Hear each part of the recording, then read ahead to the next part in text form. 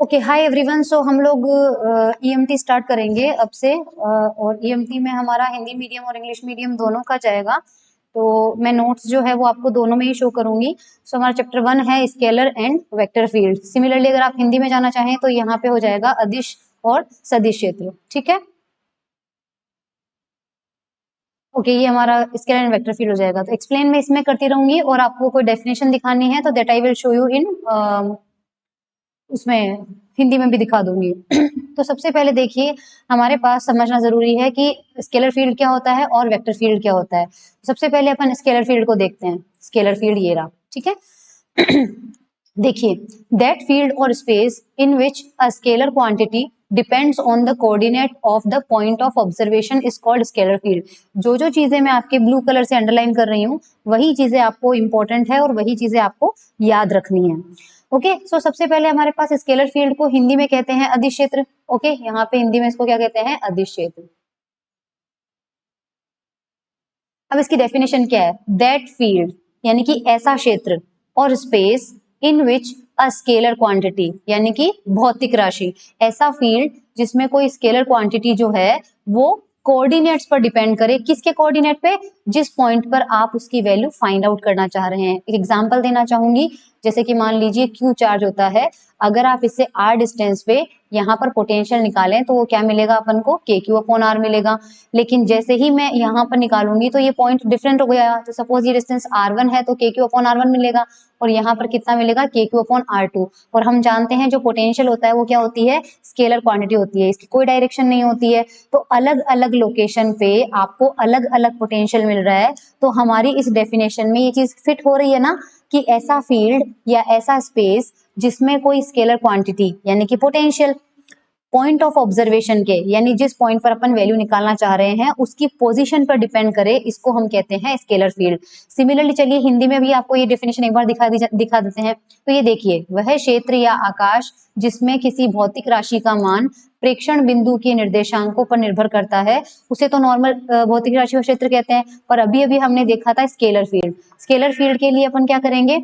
वह क्षेत्र या आकाश जिसमें किसी अदिश राशि का मान प्रेक्षण बिंदु के निर्देशांकों पर निर्भर करे उसे हम कहेंगे अदिश क्षेत्र। यही डेफिनेशन मैंने आपको इंग्लिश में दिखा दी और यही डेफिनेशन मैंने आपको हिंदी में दिखा दी। तो आपके क्वेश्चन क्या बनेगा? क्वेश्चन आपके बनेगा कि define scalar field. Define scalar field, अदिश क्षेत्र को परिभाषित कीजिए। 1 मार्क का क्वेश्चन आपको मिल सकता है, उसमें आपको ये डेफिनेशन देनी है और एग्जाम्पल देना है। तो एग्जाम्पल के तौर पे आप यहाँ समझ लीजिए कि मान लीजिए वो स्केलर क्वांटिटी जो है उसे हम फाई से रिप्रेजेंट कर रहे हैं और किसी टाइम उसके कोऑर्डिनेट जो है वो क्या है? एक्स वाई जेड है। तो ये जो फाई है ये किसका फंक्शन होगा? एक्स वाई जेड का फंक्शन होगा, क्योंकि एक्स वाई जेड से हमें उसकी पोजीशन का पता चल रहा है, उसकी लोकेशन का पता चल रहा है। चलिए, इसके बाद में हमारे पास यहाँ इसका रिप्रेजेंटेशन कैसे किया जाता है। तो रिप्रेजेंटेशन के लिए जो ग्राफ है, इससे पहले देखिए हमारे पास क्या होता है कि सपोज यहाँ पे एक चार्ज रखा हुआ है Q, करेक्ट। अब ये जो S1 है, ये S1 बेसिकली क्या है? S1 आपके पास है स्फेयर, SPHER, ये स्फेयर आपके पास गोलाकार पृष्ठ है, स्फेरिकल सरफेस है। मैं यहाँ पर पोटेंशियल निकालूं, चाहे यहाँ पर निकालूं, चाहे यहाँ पर निकालूं, चाहे यहाँ पर निकालूं, चाहे यहाँ पर निकालूं, चाहे यहाँ पर निकालूं, सब पे सेम आएगा। क्यों? क्योंकि इस पॉइंट की डिस्टेंस भी r है, इस पॉइंट की डिस्टेंस भी r है, इस पॉइंट की डिस्टेंस भी r है। सपोज r1 मान लेते हैं, r1। तो यहाँ पर पोटेंशियल भी कितना होगा? के क्यू अपॉन r1। यहाँ पर भी कितना होगा? के क्यू अपॉन r1। तो किसी पॉइंट से वो सारे पॉइंट्स, सबसे पहले आप वो सारे पॉइंट ड्रॉ कर लीजिए जिन पर पोटेंशियल की वैल्यू आपको सेम मिले। मैंने जब वो ड्रॉ कर लिए तो आप उन सबको मिला दीजिए। जब आप उनको मिलाओगे तो आपको क्या मिलेगा? एक ऐसा सरफेस मिलेगा, एक ऐसा सरफेस मिलेगा जिसके हर पॉइंट पर पोटेंशियल की वैल्यू क्या रहेगी? सेम रहेगी, या फिर आपकी जो स्केलर क्वांटिटी है उसकी वैल्यू क्या रहेगी? सेम मिलेगी। तो ऐसे सरफेस को अपन बोलते हैं इक्वी स्केलर सरफेस। हिंदी में अगर मैं बताऊं तो इसको बोलते हैं सम अदिश पृष्ठ। तो इसमें पिक्चराइजेशन बताया हुआ है कि अगर चार्ज के केस में बात करो तो चार्ज के केस में ये जो सरफेस आता है या पोटेंशियल के केस में सरफेस आता है उसे हम इक्वी पोटेंशियल सरफेस बोलते हैं। Equi potential surface. और इक्वी पोटेंशियल सरफेस जो आपके पास होते हैं उसे हम हिंदी में कहते हैं सम विभव पृष्ठ। और ये हमेशा कैसे होते हैं, स्फेरिकल शेप के होते हैं, क्योंकि आपको पता है एक चार्ज से सेम डिस्टेंस पे अगर सारे पॉइंट्स बना लोगे और उन सबको आपस में मिला दोगे तो आपको सरफेस कैसा मिलेगा, गोलाकार मिलेगा। चलिए हिंदी में एक बार देख लेते हैं। तो ये जो फाई की डेफिनेशन हमने अभी डिस्कस करी थी सेम वही है। इसके अलावा कुछ और एग्जांपल दे रखे हैं आपको, इलेक्ट्रिक पोटेंशियल हो गया, ग्रेविटेशनल पोटेंशियल हो गया, टेम्परेचर हो गया, ये सब एग्जाम्पल है आपके स्केलर फील्ड के। और यहाँ पर रिप्रेजेंटेशन जो किया हुआ है, इसमें रिप्रेजेंटेशन में देखो इस सरफेस वाला जो है वो यहाँ पर बनाया हुआ है। हिंदी मीडियम की बुक में ये नहीं है, हिंदी मीडियम की बुक में ओनली ये है। तो देखो ये जो है ये एक स्पेशल केस हो गया। ये क्या हो गया, एक स्पेशल केस हो गया, क्योंकि हमने यहाँ पर केवल चार्ज के बारे में बात की।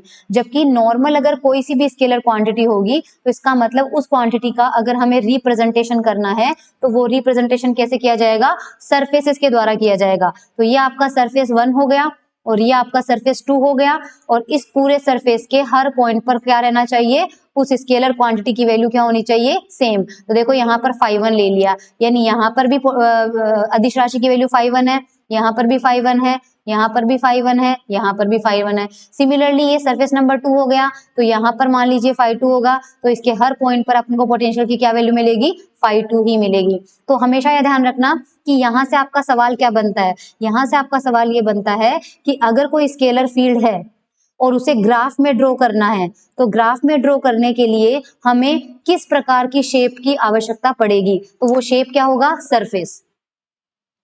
लाइन से नहीं बताएंगे, लाइन से नहीं बताएंगे, किस क्या ड्रॉ करना पड़ेगा, हमें सरफेस ड्रॉ करना पड़ेगा। और वो सरफेस हमारे पास चार्ज के केस में ये हो जाएगा, और इन जनरल कोई से भी 2 सरफेस ले लेंगे, बशर्ते उस सरफेस के हर पॉइंट पर पोटेंशियल की वैल्यू या स्केलर क्वांटिटी की वैल्यू क्या होनी चाहिए, सेम होनी चाहिए। तो यहाँ पर हमारे पास क्या हो जाएगा, देखिए ये डेफिनेशन देखिए, स्केलर क्वांटिटीज में थोड़ा सा इसको ऊपर कर देती हूँ। ये देखिए, scalar quantities are graphically represented by drawing such surfaces, यानी कि जो स्केलर क्वांटिटीज हैं उनको ग्राफिकली रिप्रेजेंट अगर किया जाए तो उनको कैसे किया जाएगा, सरफेस ड्रॉ करके किया जाएगा। और उन सरफेसेस की खासियत क्या होगी, eight which the value of the quantity remains constant. कहा था मैंने, उस सरफेस के हर बिंदु पर क्वांटिटी की वैल्यू क्या होनी चाहिए, कांस्टेंट होनी चाहिए। और ऐसे सिंगल वैल्यू को हम क्या बोलते हैं, स्केलर इक्वी स्केलर सरफेसेस। उनको हम क्या बोलते हैं, स्क्वायर सरफेस। और दे डू नॉट इंटरसेक्ट, वो एक दूसरे को कभी नहीं काटेंगे। क्यों नहीं काटेंगे, क्योंकि यहाँ पर आप देख लीजिए, अगर आपके पास R1 रेडियस पे पोटेंशियल V1 मिल रहा है तो दूसरा सरफेस आपको कितनी डिस्टेंस पे मिल रहा है, मान लीजिए R2 डिस्टेंस पे मिल रहा है। तो ये R2 वाला गोला इस R1 वाले गोले को कभी भी इंटरसेक्ट नहीं करेगा, ये हमेशा इसके पैरेलल रहेगा। तो ये भी इसकी एक क्या रहेगी, डेफिनेशन रहेगी। हिंदी में भी आपको मैं दिखा देती हूँ एक बार।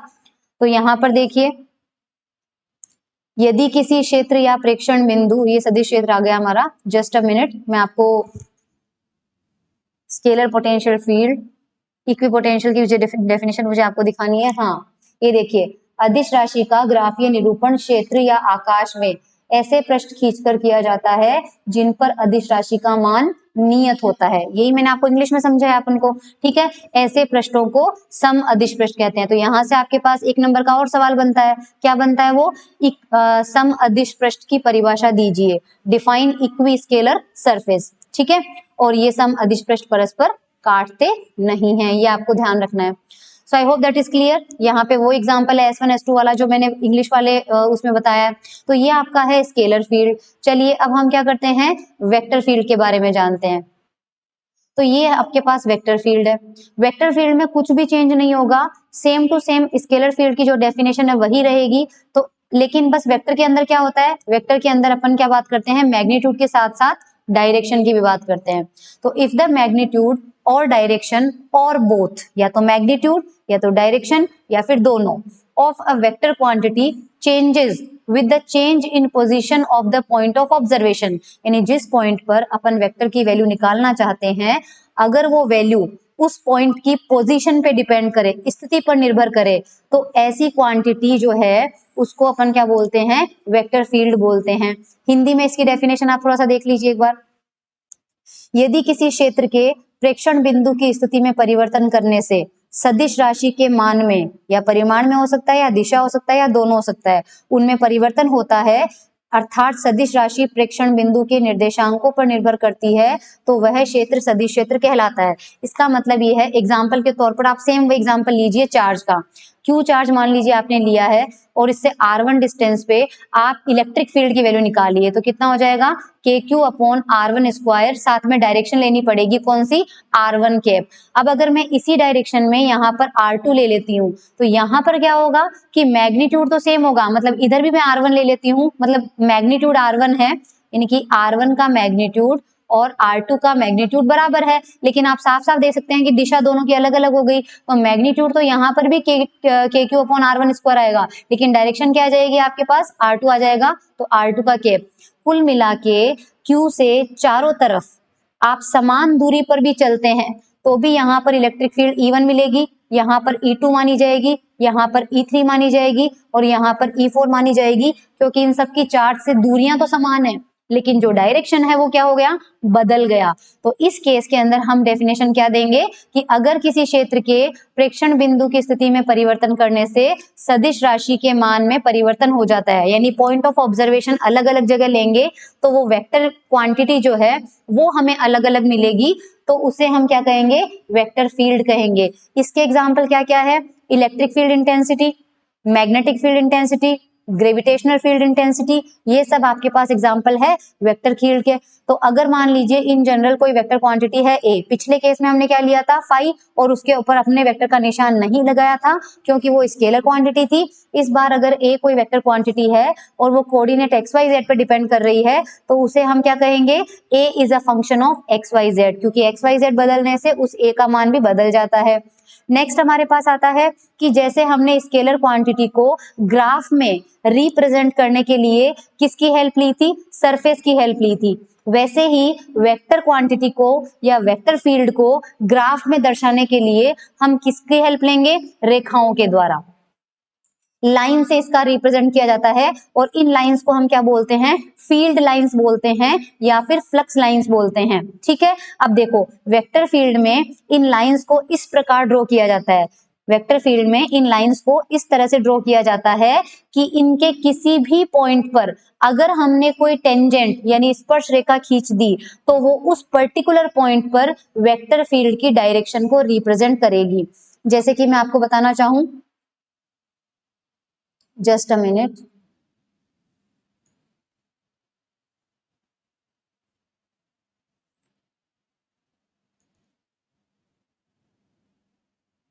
अगर मान लीजिए कोई वेक्टर फील्ड की लाइन इस तरह से दी हुई है और आपको इस पॉइंट पर टेंजेंट खींचते हैं और मान लीजिए इस पॉइंट पर टेंजेंट इस दिशा में आती है, तो ये जो वेक्टर फील्ड की लाइन है वो ए वेक्टर की है, तो इस पॉइंट पर जो डायरेक्शन होगी वो ये डायरेक्शन होगी वेक्टर की, इस पॉइंट पर तो ये डायरेक्शन होगी और अगर इस पॉइंट पर डायरेक्शन होगी तो वो ये डायरेक्शन होगी और इस पॉइंट पर डायरेक्शन होगी ये, यानी लाइन के किसी भी पॉइंट पर अगर हम कोई टेंजेंट ड्रॉ कर देंगे तो वहां पर उस वेक्टर क्वांटिटी की डायरेक्शन को कौन शो करेगा, वो टेंजेंट शो करेगा।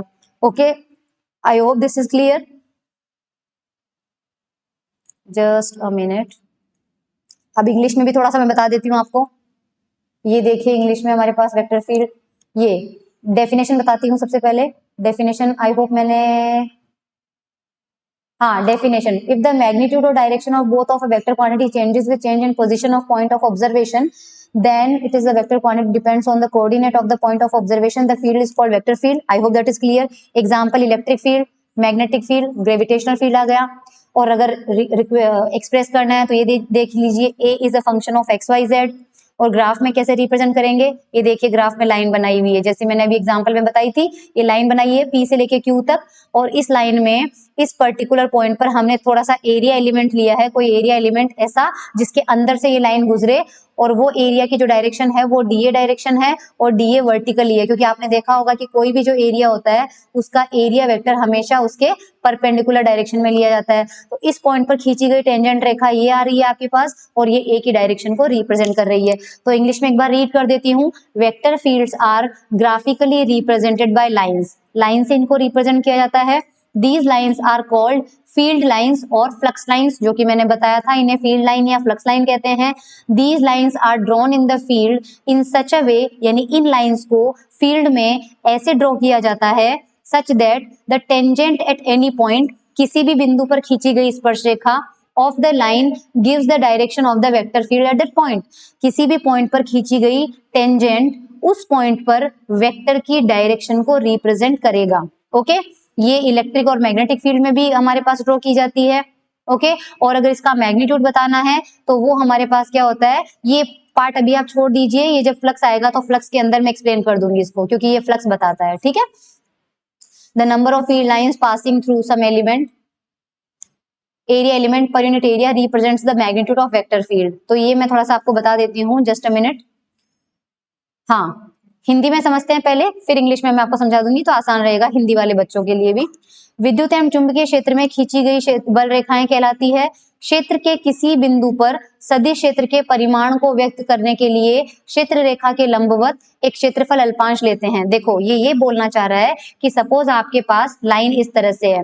अब अगर हमें वेक्टर फील्ड की डायरेक्शन तो मिल गई, डायरेक्शन कैसे मिली, यहाँ पर मुझे पूछे कि डायरेक्शन किधर है तो मैं यहाँ पर टेंजेंट बना दूंगी, और ये जो टेंजेंट होगा यही क्या होगा, डायरेक्शन हो जाएगा। लेकिन अगर मुझे पूछे कि आप इसका मैग्नीट्यूड भी बताओ, क्योंकि कोई वेक्टर क्वांटिटी होती है उसमें डायरेक्शन के साथ साथ मैग्नीट्यूड भी होता है, तो मैग्नीट्यूड बताने के लिए आपको क्या करना है, जो भी आपने टेंजेंट खींचा है उसके परपेंडिकुलर, यानी क्षेत्र के किसी बिंदु पर परिमाण को व्यक्त करने के लिए क्षेत्र रेखा के लंबवत, यानी यहाँ पर जो रेखा आपकी जा रही है उसके लंबवत आप छोटा सा एरिया लीजिए। एरिया एलिमेंट ले लिया, सपोज इसका एरिया कितना है, डी है, क्योंकि छोटा सा लेना है ना इसलिए एरिया एलिमेंट लिया है। तो एक क्षेत्रफल अल्पांश लेते हैं, इस अल्पांश से निकलने वाली प्रति एकांक क्षेत्रफल रेखाओं की संख्या उसका परिमाण कहलाती है। यानी कि अगर यहाँ पे मान लीजिए इस तरह की लाइनें होती और हमारा एरिया इतना होता, तो हमारे पास यहाँ पर दो लाइनें तो एरिया के अंदर से निकल गई और एक लाइन नहीं निकली, तो हमारे पास जो मैग्नीट्यूड आएगा उस मैग्नीट्यूड का आंसर कितना लेंगे, हम दो लाइंस लेंगे, क्योंकि इस एरिया को कितना पार कर रही है, दो लाइंस पार कर रही है। लेकिन ये रेखाओं की संख्या आपको क्या लेनी है, पर यूनिट एरिया। इसका मतलब डीए एरिया में से अगर दो लाइंस क्रॉस करती है तो यूनिट एरिया से यानी एकांक एरिया से कितनी क्रॉस करेगी, 2/DA। तो 2/DA होगा, ये आपका हो जाएगा मैग्नीट्यूड, परिमाण हो जाएगा। किसका परिमाण हो जाएगा, सदिश क्षेत्र का परिमाण हो जाएगा। अब चलिए तो यहाँ पर देखिए आपकी वही डेफिनेशन आ गई यहाँ पे, ये रहा, the number of field lines passing through this area element, यानी कि उस एरिया एलिमेंट्स में से गुजरने वाली रेखाओं की संख्या पर unit area represents the magnitude of vector field. तो I hope it is clear है ना, वो उसका अब हमारा पास वेक्टर फील्ड का मैग्नीट्यूड हो गया, कैसे लेना है, डायरेक्शन हो गई कैसे लेना है।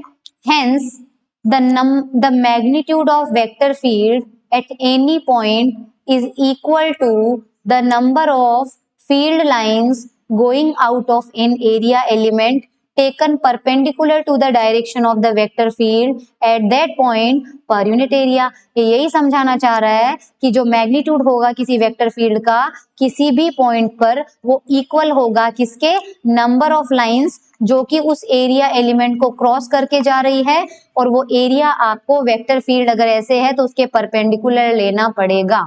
ओके, तो अगर मान लीजिए डीए एरिया में से कितनी लाइनें गुजर रही है, D5 गुजर रही है, तो यूनिट एरिया में से कितनी जाएगी, D5/DA। तो यही हमारा क्या होना चाहिए, मैग्नीट्यूड होना चाहिए। तो यहाँ पर देख लीजिए ए वेक्टर का जो मैग्नीट्यूड है वो किसके इक्वल आ रहा है, D5/DA आ रहा है।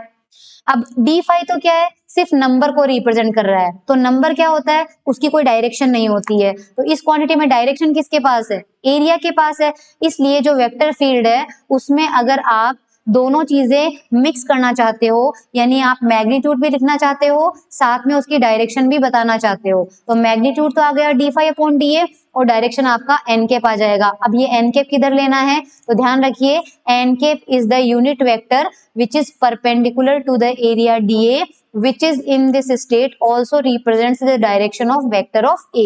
ये कहना चाह रहा है कि अगर आपकी लाइन इस तरह से जा रही है तो आपके पास इसके परपेंडिकुलर एरिया लेना है, और अगर आपने एरिया इसके परपेंडिकुलर ले लिया तो डीए का जो वेक्टर होता है वो किधर जाता है, डीए का वेक्टर हमेशा उस एरिया के भी परपेंडिकुलर होता है, यानी वापस इसी दिशा में आ जाओगे। तो यानी कि जो आपके पास ये दिशा किसकी थी, ये ए वेक्टर की थी, और यही दिशा हमारी किधर है, डीए में आ रही है, तो ए की डायरेक्शन वही होती है जो कि एरिया वेक्टर की डायरेक्शन होती है। और एरिया वेक्टर की डायरेक्शन में यूनिट वेक्टर जो हमने लिया है वो किससे रिप्रेजेंट किया है, एन कैप से। तो N cap is the unit vector which is perpendicular to the area, यानी एरिया के परपेंडिकुलर है लेकिन किसकी डायरेक्शन में है, ए वेक्टर की डायरेक्शन में है। तो यहाँ से हमारे पास ये चीज हमें मिल जाती है। ठीक है, मैं हिंदी में आपको नोट्स लिखने के लिए वो पेज दिखा दूंगी जहां पे आपको दिख जाएगा। तो हमारे पास ए वेक्टर बेसिकली किसके इक्वल आया, D phi upon D A, और साथ में आया एन के। करेक्ट, ये चीज हमारे पास पता चल गई। और हमें पता है कि ये जो डीए वेक्टर है ये किस दिशा में था आपके पास, ये एन कैप दिशा में था, यानी ये वेक्टर जो है ये किस दिशा में था, एन कैप दिशा में था, क्योंकि एरिया वेक्टर ही हम एन कैप डायरेक्शन में मान रहे हैं। तो क्या हम ऐसा लिख सकते हैं, यस, क्योंकि देखो एन कैप डॉट डीए है ना, डीए यहाँ पे आएगा एन कैप डॉट डीए, तो वो आपको डीए वेक्टर के बराबर मिलेगा। क्यों मिलेगा, आप जानते हो यहाँ पे क्योंकि डीए एन कैप भी इधर ही है और आपका डीए वेक्टर भी इधर है। तो यहाँ पे आप सिंपली अगर ये ले लो एन कैप डॉट डीए, ये वेक्टर अगर लो तो आपके पास क्या हो जाएगा, ए डॉट बी क्या होता है, a vector dot d vector sorry b vector into cos theta, दोनों सेम डायरेक्शन में होने की वजह से कितना हो जाएगा, कॉस 0 डिग्री। तो ये आपके पास, और यूनिट वेक्टर का मैग्नीट्यूड कितना होता है, यूनिट वेक्टर का मैग्नीट्यूड आपके पास कितना होता है, 1 होता है, और इसका मैग्नीट्यूड कितना है, सिंपली डी ए आपके पास, और यहाँ पे इसका कितना हो जाएगा, 1 हो जाएगा। तो यहाँ पे आपके पास n cap dot DA vector अगर मैं लूं तो वो किसके बराबर होगा, डीए। तो यहाँ पे थोड़ा सा मिसप्रिंट है, यहाँ पे N cap dot DA vector यहाँ पे आएगा और यहाँ से हटेगा।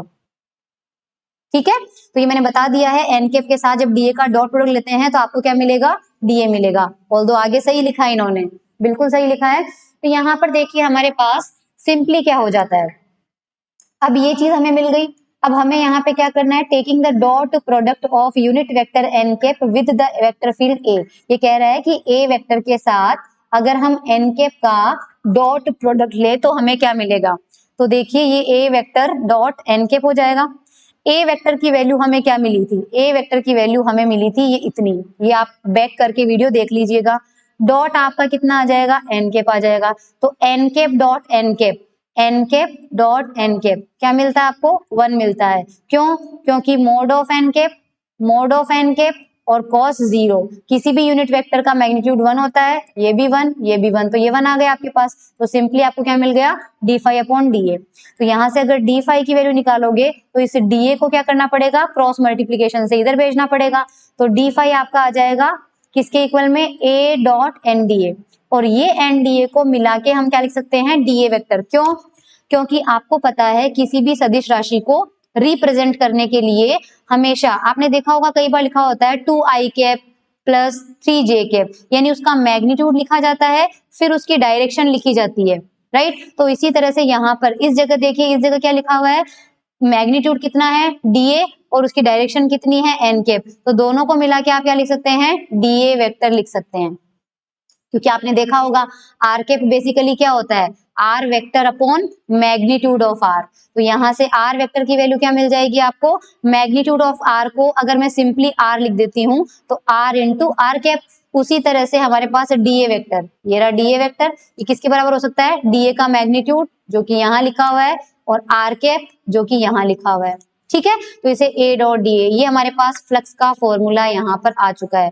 If the vector a is intensity of electric field, a की जगह अगर हम विद्युत क्षेत्र लेते हैं तो डी फाई को हम क्या बोलेंगे, इलेक्ट्रिक फ्लक्स बोलेंगे, और अगर ए की जगह हम मैग्नेटिक फील्ड ले लेते हैं तो ये क्या हो जाएगा, हमारा मैग्नेटिक फ्लक्स हो जाएगा।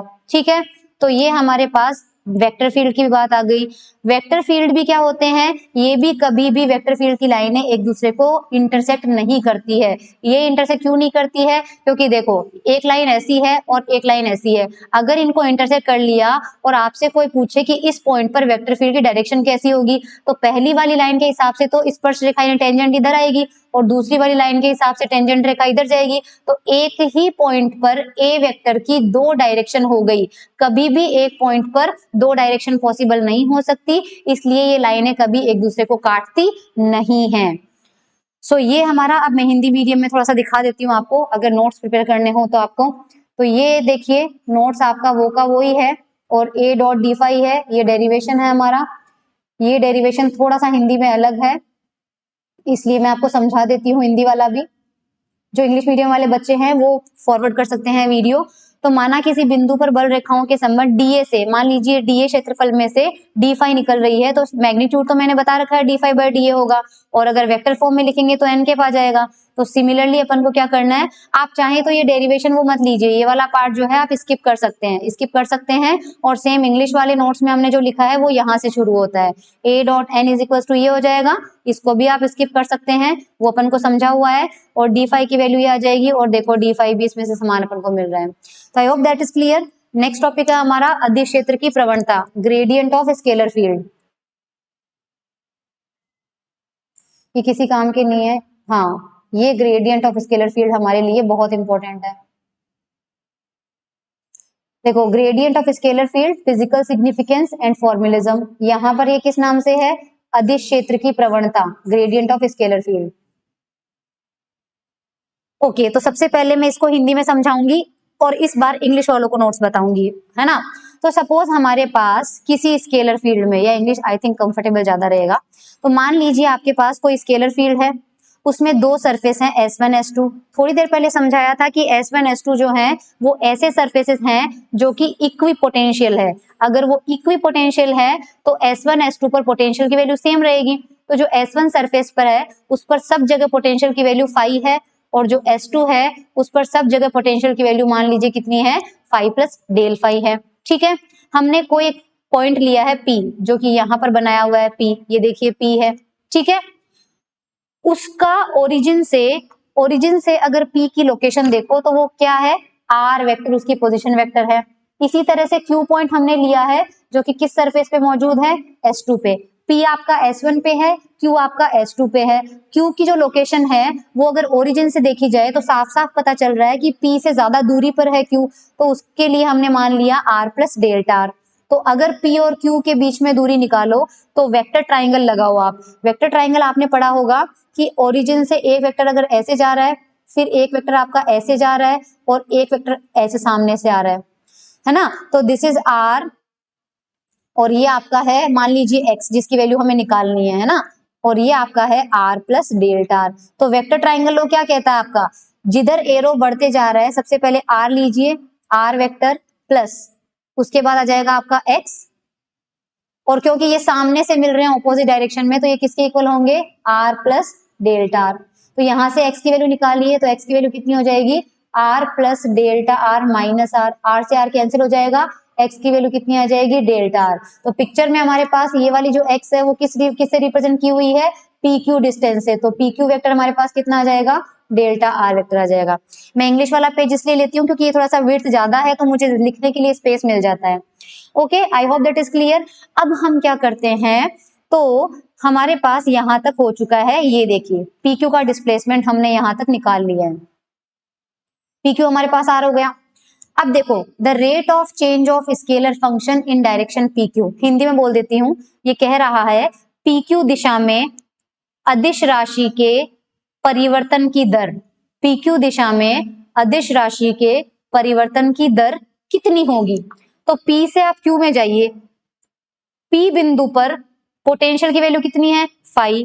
Q बिंदु पर पोटेंशियल की वैल्यू कितनी है, फाई प्लस डेल फाई। तो जब आप P से Q में गए तो पोटेंशियल में परिवर्तन कितने का हुआ, डेल्टा फाई का हुआ, और परिवर्तन की दर जो लेनी है, और जब आप P से Q में गए तो दूरी कितनी ट्रेवल करी आपने, डेल्टा R, यानी कि डेल्टा R दूरी चलने से फाई में परिवर्तन कितना होता है, डी फाई। तो यूनिट दूरी में यानी एकांक दूरी में चलने से परिवर्तन कितना हो जाएगा, del phi upon del R, और इसी को हम क्या बोलते हैं, रेट ऑफ चेंज या फिर परिवर्तन की दर। तो इक्वेशन 1 को देखिए, मेरे वीडियो के पीछे छुप गया होगा,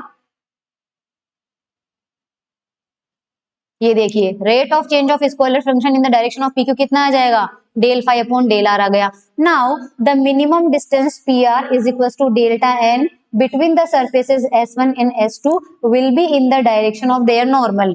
ये कह रहा है, पिक्चर में देखिए PR कहाँ पे है, दो सरफेसेस हमारे पास हैं और हमने ये कहा है कि इक्वी स्केलर सरफेस, हमेशा एक दूसरे को कभी भी काटते नहीं है, और दो पैरेलल लाइन में ही ये प्रॉपर्टी होती है कि वो कभी भी एक दूसरे को काटती नहीं है। ऐसी स्थिति में अगर एक लाइन से दूसरी लाइन पर आपको जाना हो तो आपके पास बहुत रास्ते मौजूद है। आप इधर जा सकते हैं, ऐसे जा सकते हैं, ऐसे जा सकते हैं, ऐसे जा सकते हैं, लेकिन सबसे कम दूरी अगर आपको ट्रेवल करनी है तो आप कौन सी दिशा में जाएंगे? बिल्कुल एकदम परपेंडिकुलर डिस्टेंस पे। तो इस पिक्चर में जब हम S1 से S2 की तरफ जाते हैं तो हम ये मान रहे हैं कि ये दोनों सरफेसेस जो हैं वो एक दूसरे के पैरेलल हैं, मतलब ये एक सरफेस ले लिया और ये दूसरा सरफेसेस ले लिया। यहाँ पर हमारा पास P है, यहाँ पर हमारे पास Q है। अगर मैं P से लेके Q तक आती हूँ तो मुझे ज्यादा दूरी तय करनी पड़ रही है। मिनिमम दूरी अगर मुझे जानी है तो वो बिल्कुल यहाँ पर मुझे मिलेगा R बिंदु, यानी कि अगर एक लाइन में यहाँ पर ड्रॉ कर दूं और एक लाइन में यहाँ पर ड्रॉ कर दूं तो यहाँ पर बिल्कुल एंगल बनेगा 90 डिग्री, और तब ये जो PR दूरी होगी ये क्या होगी? हमारे पास मिनिमम दूरी होगी। अच्छा, जब आप P से लेके Q तक गए, है ना, P से जब आप Q तक गए तो फाई में कितना परिवर्तन हुआ? डेल फाई का। और दूरी कितनी चली आप? Delta r. तो परिवर्तन की दर कितनी मिली? Del phi by del n. लेकिन अगर मैं P से R दिशा में जाऊं, जो कि कौन सी है? नॉर्मल परपेंडिकुलर डायरेक्शन है, तो भी फाई में कितना परिवर्तन होगा? आप P से R में जाओगे तो P किस सरफेस पे है? S1 पे है, तो P पर पोटेंशियल की वैल्यू कितनी हो जाएगी? 5 हो जाएगी। और R किस पे है? S2 पे है, तो उस पर पोटेंशियल की वैल्यू कितनी हो जाएगी? 5 हो जाएगी। फाई टू हो जाएगा, sorry phi plus del phi है हमारे पास यहाँ पे, फाइव प्लस डेल फाई। तो अगर मैं P से R भी जाती हूँ तो भी फाई में जो चेंज आएगा वो कितना होगा? Delta phi. लेकिन इस बार जो दूरी में चेंज होगा तो P से लेके Q तक की लंबाई कितनी थी? डेल्टा आर थी, जबकि P से लेके R तक की जो लंबाई है वो हम मान लेते हैं कितनी है? Delta r. तो परिवर्तन की दर कितनी हो जाएगी इस बार? Del phi upon del n. तो PR दिशा में परिवर्तन की दर कितनी मिल रही है अपन को? Del phi upon del N, rate of change. अब आ जाइए हमारे नोट्स के अंदर, तो ये देखिए PQ का हमें मिल चुका है और PR देखो हमने डेल्टा एन लिया है, तो यहाँ पर कितना मिल रहा है? ये हो चुका है, ये देखिए S1 S2 will be in the direction of normal, the rate of change of scalar function in the direction of PR del phi upon del N. PR दिशा में हमें रेट ऑफ चेंज अब क्या मिला? Del phi upon del R. Now अब देखिए, if the delta R is infinitesimal, then PQR can be considered at right angle triangle. Suppose the angle between delta R and delta N is theta, then PR is equals to this और is equal to this। ये मैं diagram में आपको समझाती हूँ, I hope Hindi में समझाना आसान रहेगा। अगर R से Q को अपन मिला देते हैं, और मैंने अभी भी बताया था कि ये एंगल हमारे पास कितना होगा? 90 होगा। तो यहाँ अपन को एक ट्राइंगल मिल रहा है इस तरह से, जिसमें ये 90 का है, this is P, this is R, this is Q। ये दूरी हमारे पास कितनी है? डेल्टा R है, और ये दूरी कितनी है? डेल्टा N है। सपोज ये एंगल हमारे पास थीटा है, तो बताइए कॉस थीटा कितना हो जाएगा? कॉस थीटा होता है बेस अपॉन हाइपोटेनियस, आधार बटे कर्ण। तो आधार कितना है? डेल्टा N, और ये कितना है? Delta R। तो यहाँ से डेल्टा N को हम क्या लिख सकते हैं? Delta R cos theta. तो delta n is equals to delta r cos theta. तो ये देखिए delta n is equals to delta r cos theta. तो आई होप इक्वेशन 2 भी हमें क्लियर आ गया है। Substituting the value of delta R in equation 1, तो सबसे पहले हमें यहाँ से डेल्टा आर की वैल्यू निकालनी पड़ेगी। डेल्टा आर कितना आ जाएगा? Delta N upon cos theta. और ये डेल्टा आर की वैल्यू हम किस में पुट करेंगे? इक्वेशन 1 में। तो इक्वेशन 1 में हिंदी मीडियम से खोल लेती हूँ, ये रहा इक्वेशन 1। ये देखो, ये रेट ऑफ चेंज इक्वेशन 1 में क्या रहा था? PQ डायरेक्शन में फाई के चेंज, रेट ऑफ चेंज हमें कितना मिल रहा था?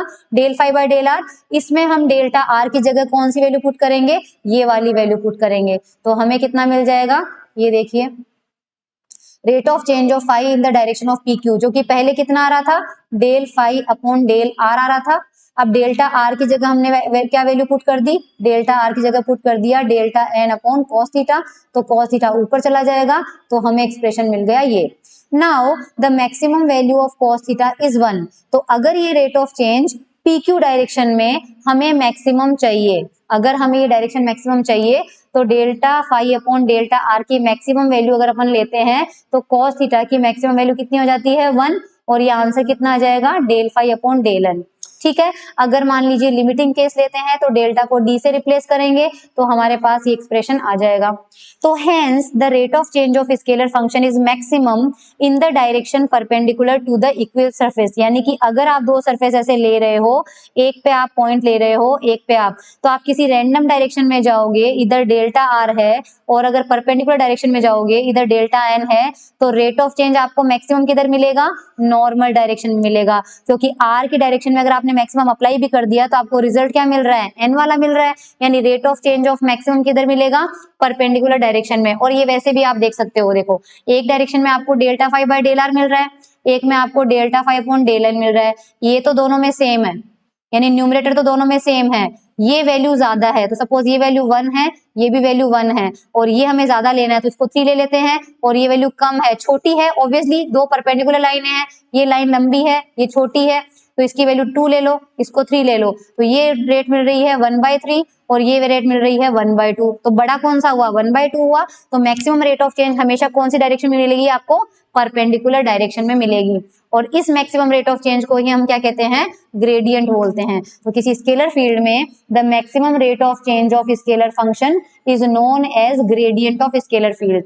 हिंदी में थोड़ा सा समझा देती हूँ, ये हम कर चुके हैं, ये मिनिमम डिस्टेंस हमने निकाल ली, ये परिवर्तन की दर निकाल ली, ये डेरिवेशन मैंने एक्सप्लेन कर दिया, ये डेल्टा आर की वैल्यू हमने यहाँ पर पुट करी है, फिर कॉस थीटा की मैक्सिमम वैल्यू निकाली है, देख लीजिए, और वो मैक्सिमम वैल्यू ये आई है। तो किसी अधिक क्षेत्र के अधिकतम परिवर्तन की दर को अधिक क्षेत्र की प्रवणता कहते हैं, और इसकी डायरेक्शन जो होती है वो पृष्ठ के लंबवत ही होती है, क्योंकि ये सरफेस हमने लिए हैं, हमें इस डायरेक्शन में मिल रही है, तो ये वेक्टर क्वांटिटी है, ध्यान रखना, जिसकी डायरेक्शन हमेशा सरफेस के परपेंडिकुलर होगी। ओके, अब इसका रिप्रेजेंटेशन, तो देखो ग्रेडियंट ऑफ फाई को कई बार इस तरह से भी लिखा जाता है, इस तरह से भी लिखा जाता है, और D phi upon D N हमें वैल्यू मिली थी, और क्योंकि उसकी डायरेक्शन हमने क्या मानी है, पृष्ठ के लंबवत, और पृष्ठ के लंबवत दिशा में एकांक सदिश ये है, तो ये मैग्नीट्यूड हो गया और ये उसकी डायरेक्शन हो गई। या फिर D phi by D N को यहाँ से आप क्या लिख सकते हो, D phi by D R की मैक्सिमम वैल्यू, और मैक्सिमम वैल्यू के साथ एन। सेम चीज आपको यहाँ पर देखने को मिल जाएगी, ग्रेडियंट फाई को ग्रेड फाई लिख सकते हैं, ये भी लिख सकते हैं और ये भी लिख सकते हैं। नेक्स्ट टॉपिक है हमारा gradient of scalar in Cartesian coordinates, है ना। नेक्स्ट टॉपिक है हमारा अदिश प्रवणता कार्तीय निर्देशांकों के रूप में। तो ये चलिए चलते हैं। तो हमने अभी तक ये देखा है कि from the definition of gradient, gradient की डेफिनेशन हमें ये मिल चुकी है। अब मान लीजिए हमने एक सरफेस से दूसरी सरफेस तक कोई डिस्प्लेसमेंट वेक्टर लिया है, लेट द डिस्प्लेसमेंट वेक्टर, हम जानते हैं कि आर को कई बार हम रिप्रेजेंट कैसे करते हैं, i cap x, j cap Y और के कैप जेड। तो अगर डी आर लेना हो तो उसको क्या लिखेंगे, I D x, J D Y, K Z, और ग्रेडियंट फाई हमें मिला ही है, taking the dot product of D R on both sides of equation 1। Equation 1 हमने ये लिया है, हम क्या करेंगे, इसके साथ भी डी आर वेक्टर का डॉट प्रोडक्ट कर देंगे और इसके साथ भी डी आर वेक्टर का डॉट प्रोडक्ट कर देंगे। आसान बात है। तो इधर हमें क्या मिलेगा, grad phi dot D R, और इधर हमें मिलेगा ये टर्म डॉट डी आर, ठीक है। उसके बाद हमें ये बात पता है कि डेल्टा एन की वैल्यू हमें मिली थी डेल्टा आर कॉस थीटा। आप इसको मत सोचिए, है ना, और ये मत सोचिए कंफ्यूज हो जाओगे, ये चीज हम प्रीवियस टॉपिक में प्रूव कर चुके हैं, आप देख लेना। तो डेल्टा एन की वैल्यू हमें क्या मिली थी, डेल्टा आर कॉस थीटा मिली थी। तो हम यहाँ पर क्या करेंगे, तो ये हमने अभी प्रूव किया था, आपको मिल जाएगा नाउ फ्रॉम इक्वेशन 2। तो इस इक्वेशन 2 में देखो इसकी वैल्यू कहाँ रखते हैं, लेफ्ट हैंड साइड में तो कुछ नहीं कर सकते अपन, grad phi dot D r रहने दीजिए, राइट हैंड साइड में हम क्या करते हैं, यहाँ पर delta n is equal to delta r cos theta अपन को दिया हुआ है। अब देखो एक चीज बहुत इंपॉर्टेंट है, इस एन डॉट डी आर को, इस एन डॉट डी आर को अगर अपन ओपन करते हैं तो अपन को क्या मिलेगा, a vector b vector cos theta, इसकी वैल्यू कितनी हो जाएगी 1, क्योंकि यूनिट वेक्टर है, इसका मैग्नीट्यूड सिंपली डी आर, और ये कितना हो जाएगा cos थीटा। तो यहाँ से भी अपन को पता चल रहा है, ठीक है। तो यहाँ पर जो है n डॉट डी आर, इस n डॉट डी आर को हम लिख सकते हैं D R n dot D R cos, और इसको हम लिख सकते हैं डी आर cos थीटा, और डी आर cos थीटा को, डी आर cos थीटा को आप लिख सकते हैं डी एन, है ना, इसको हम D N is equal to क्या लिख सकते हैं, डी आर cos थीटा। तो थोड़ा सा समझ में नहीं आया हो तो मैं यहाँ पर लिख देती हूँ, ठीक है, D phi upon D N, और एन डॉट डी आर को, एन डॉट डी आर को सबसे पहले आपको ये लिखना है, फिर आपको ये लिखना है, और फिर आपको इस dr cos थीटा को किसके इक्वल करना है, dn को। तो ये वैल्यू किसके बराबर हो गई, dn के बराबर हो गई। dn से dn cancel out, right hand side में क्या मिल गया हमें, d फाई मिल गया। तो ये देखिए आपके पास ये dn आ गया और dn से dn कैंसिल आउट होके ये वैल्यू आ गई। अब हम क्या करेंगे, हमने पढ़ा है कि जो फाई है वो किसका फंक्शन है, x y z का। अगर हम इसका टोटल डेरिवेटिव लेते हैं तो आपने 11-12 के मैथमेटिक्स में पढ़ा होगा, फाई को लिखते हैं d फाई। और अब इस फाई का पहले एक बार x के रेस्पेक्ट में करेंगे, y के रेस्पेक्ट में करेंगे, z के रेस्पेक्ट में। तो इसको लिखने का तरीका आप ध्यान रख लीजिए, इधर तो आ जाएगा d फाई। अब फाई किसका फंक्शन है, x का है, तो पहले फाई का करना है x के रेस्पेक्ट में, फिर x का टोटल डेरिवेटिव, फिर फाई का y के रेस्पेक्ट में, y का टोटल डेरिवेटिव, फिर फाई का z के रेस्पेक्ट में, फिर z का टोटल डेरिवेटिव। ये हमें लिखना पड़ेगा। ओके, अब आपको इन चीजों की तरफ ध्यान ही नहीं देना है, ये किसी काम की नहीं है, राइट। आप सिंपली डायरेक्टली इस डी फाई को देखिए, मैं इस डी फाई को यहाँ लिख रही हूँ, आपको डेरिवेशन में भी एग्जाम में नहीं लिख के आना है। डी फाई हमें ये मिल चुका था, del phi upon del X D X plus del phi upon del Y D Y plus del phi upon del Z D Z, ये मिल चुका है। क्या हम इसको ये लिख सकते हैं, i cap del phi upon del x plus j cap del phi upon del y plus k cap del phi upon del z का डॉट प्रोडक्ट में कर देती हूँ, i cap d x j cap d Y plus k cap d z. आप देखिए आई को आई के साथ मल्टीप्लाई कीजिए, ये टर्म मिल जाएगा, जे वाले टर्म मल्टीप्लाई होके ये मिल जाएगा और के वाले टर्म होके ये मिल जाएगा। तो हमें यहाँ पर अब इसको हम क्या लिख सकते हैं, i cap del by del x plus j cap del by del y, यहाँ कुछ मत लगाइए, k cap del by del z, ठीक है। और एक बार चलो लगाई दो, फाई लगा दो, फाई फाई फाई, ये हमारा क्या था, ये हमारा था डी आर वेक्टर, ठीक है, ये हमारा था डी आर वेक्टर। अब हमें क्या करना है यहाँ पे, हाँ ये चीज हमारी हो चुकी है। अब लेफ्ट हैंड साइड में क्या चल रहा है, तो इस वाले को छोड़ दीजिए। हाँ ये देखिए हम यहाँ पर आ गए, तो डी फाई ये हो गया, ये हो गया और ये हो गया, ये टर्म लिख लिया हमने और ये डी आर लिख लिया। Now comparing equation 3 and 6। Equation 6 तो आपके पास ये है, D phi is equal to this. Equation number 3 पे चलते हैं।